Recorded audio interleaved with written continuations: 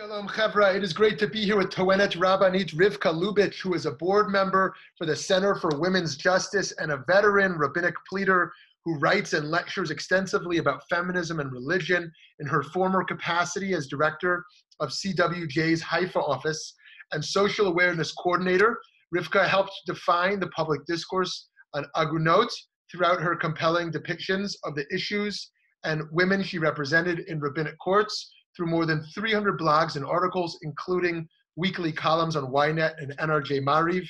These, along with her widely acclaimed new book, From the End of the World and Beyond, reflect her belief that achieving justice for women within Jewish law is necessary for Tikkun Olam, making the world a better place. Thank you, Rivkah, for taking time to talk. Thank you. Thank you. Okay, so to jump right in, tell us a little bit about what you're thinking about and what you're working on today. Okay, I'm going to start off with a story that literally happened yesterday. A woman calls me up. I'm in bed, sick, and the Meyaledet called me, who says she is helping out a woman who has to decide whether to abort the child or not. She is divorced about 8 weeks, and she's pregnant about 4 weeks, or not exactly. She's pregnant 8 weeks, and she's divorced just a little less than that. Okay, so she got pregnant before she got divorced from her husband, and it's from another guy, and she wants to marry this other person. Now, you get caught in Israel because the state is looking after you. The Rabbanit is looking after mamzerim to try and find them and to pick them up. So if you have a child that's born 300 days after the gerushin, you cannot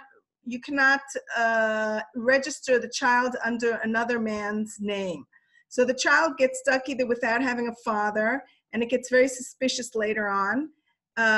Or you have to go and fight it in the Beit Mishpat, and it's very, very complicated. Basically, she had to make a decision whether to do an abortion or not. I think she's going to decide not to abort. It's awful because what we're facing is saying to a woman, basically, halavai that you're not Jewish. Turns out she went through, I'm going to say it in Hebrew, hashpalot, to prove that she was Jewish. She's from Russia.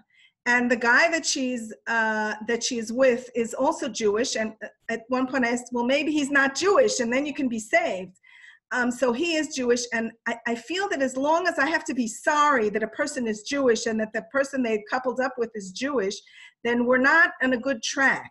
Because she's going to spend the rest of her life literally trying to sort out this child. So this issue of mamzerim, I believe, we have to just do away with it. I don't really care how we do it. I don't really care. And I'm on the verge. I mean, if you're going to have a question, how does this get along with you being Orthodox? Then the truth is it doesn't. And it's getting worse and worse. I'm 59 years old. It doesn't get better.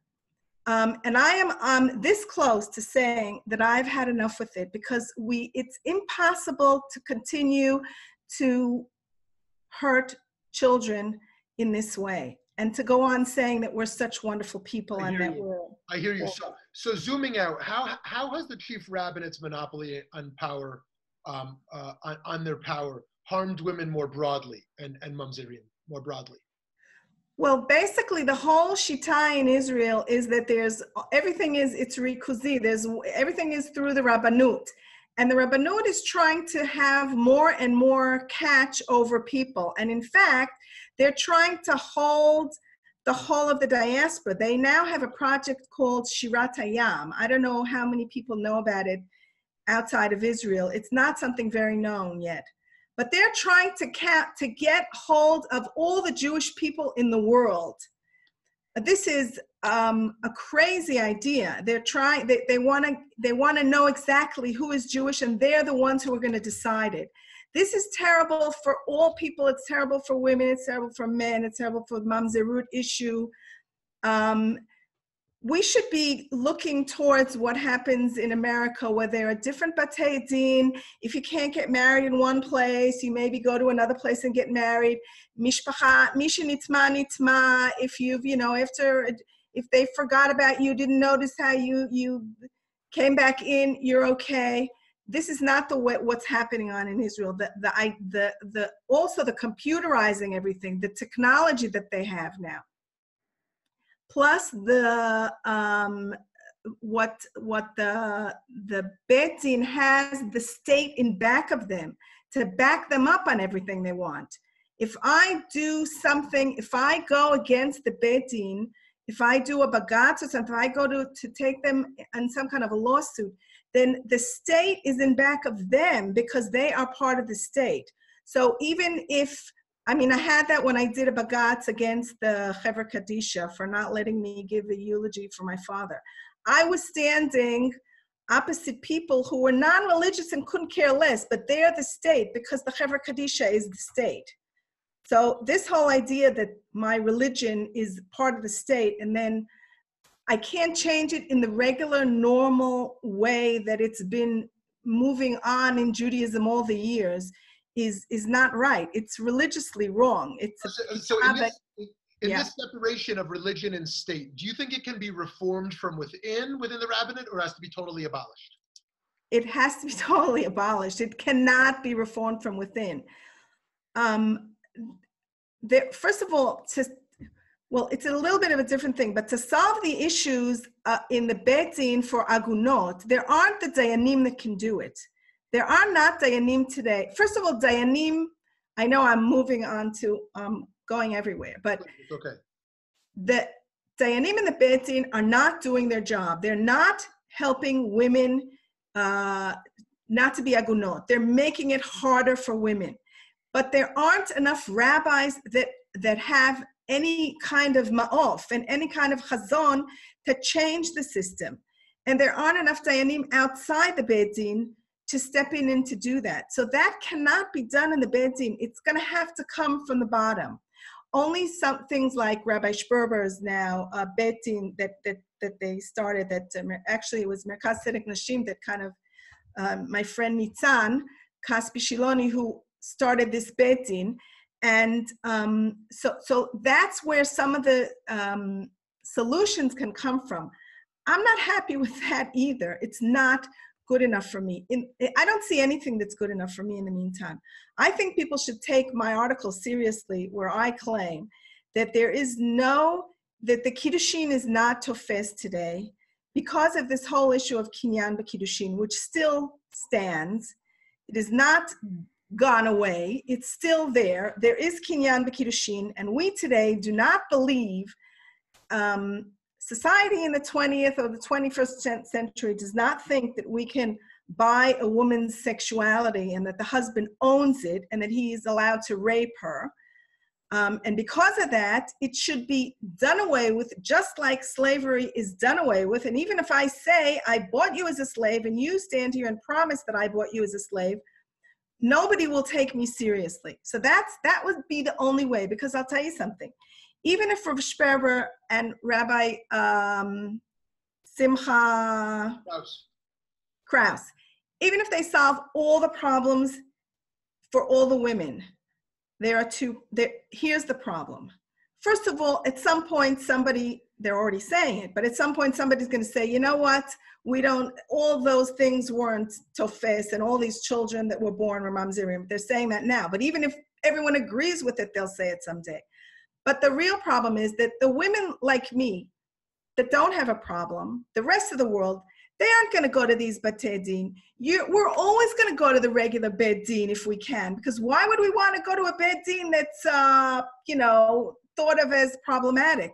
So we're all going to go to the regular Beit Din. So the other Batei Din are always going to be thought of as chashudim, suspicious. Okay, so instead of kinyan, you would like us to use shtar. You'd like to use a contract for weddings instead of acquisition? I don't know. I didn't say what I'd like to use. Oh, okay. What I'm saying in this article that I put out in Akdamot is something very new. It's not what Rav Ariel Picard says, and it's not what anybody else has said. It's not what Rabbi Emmanuel Rackman said, and it's not what Professor Meir Simcha Feldblum said. It's different than everybody else what they said. It's saying that all the Kiddushin today is not tofes. And therefore, the truth is, you don't need a get. Obviously, I can't get up and say that, but that's what I'm saying. That there's no Kiddushin.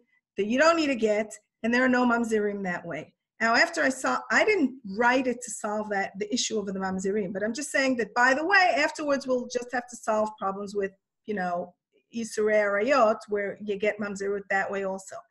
But the truth of the matter is, I just want to say, because I get this opposition from Rabbi Bigman, who is a good friend of mine.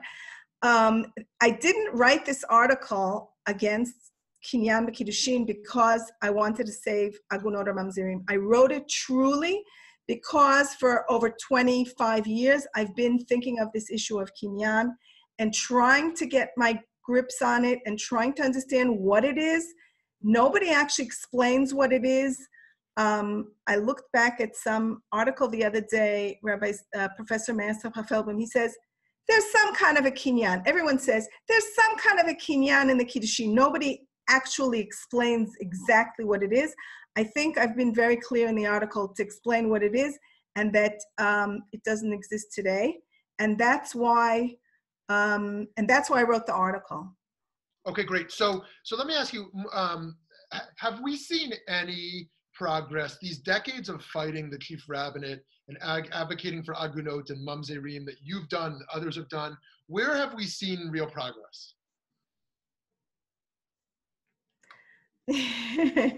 That's a good question.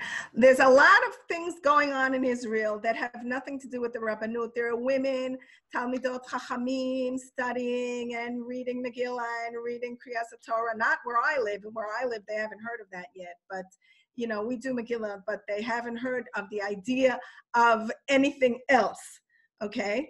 But there are places in Israel, in Yerushalayim, and the Kibbutz Adati, and in Hoshaya, and to find a few other places where women do a lot of things, and Modi'in, it's very nice. I don't think there's a lot of awareness of the issue. There are a few nice rabbis here and there that do all they can to solve the problem. Now, I'll tell you what one of the rabbis did in a case that I had of an agunah, and I'll tell you what I don't like about this. There's a fantastic rabbi in Tel Aviv, and I had a woman who was 8 years, they couldn't find her husband, and I knew that one day they'll find him, bring him in, and I wanted to get her to the best dayan there is. So I tried to move her to this rabbi, and we succeeded. So we were ready. As soon as they catch the guy, we have the best dayan, who happened to be Haredi, in Tel Aviv, who's going to really help her out.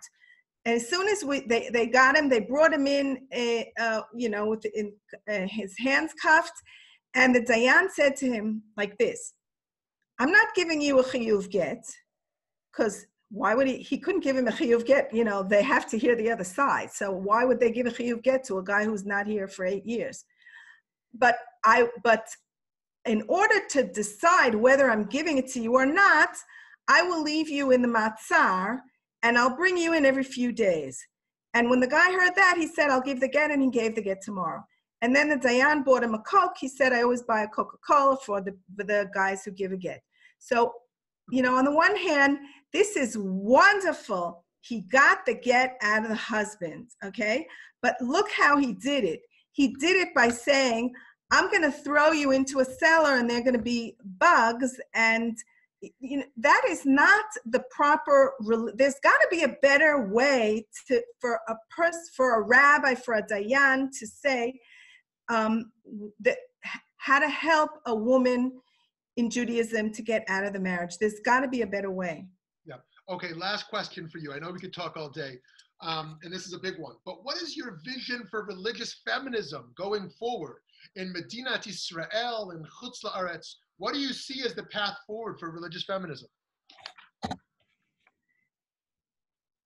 I don't know if I can answer that. There's a lot going on. I'm not really that much part of it. I'm in the north. Like I said, nobody around me is much of a religious feminist. And there's a lot of learning going on and a lot of discussion about things. Beit Hillel has a lot of women, and there's a lot of talk about women's issues, a lot more than there was before. I don't know. I'm not even sure that if women become dayanot, they're going to change the system the way I would like it to be changed. So I don't even want to, I can't even answer that question. Does that imply there is a movement towards Dayanot in Israel? Is there some traction? I think there is some, project for women to learn for Dayanot, but there's a lot of learning going on in Israel that I'm not really part of. I did my studying and I'm kind of like, okay. So youngsters are studying a lot for Rabbanut, for Dayanut. So it's going to be within the next some years that a woman will be able to stand up. But I'm pretty sure that the first women that go in won't want to make huge changes. Like, I don't have any women that have said anything about my article. I think women are afraid, except for Lashak Dale, who wants to fight it and move ahead and fight with it. But she says she doesn't care anyway who thinks what about her, because she's so, she's courageous. So I don't know. I don't want to talk right now about feminism. I'm more into what's going on with Judaism here. If children are suffering this way and agunot, it's just impossible to keep on with this. Okay, thank you. Kol hakavod, chazak v'amatz. Thank you so much. Really an honor and delight, inspiration to learn from you. Thank you very much.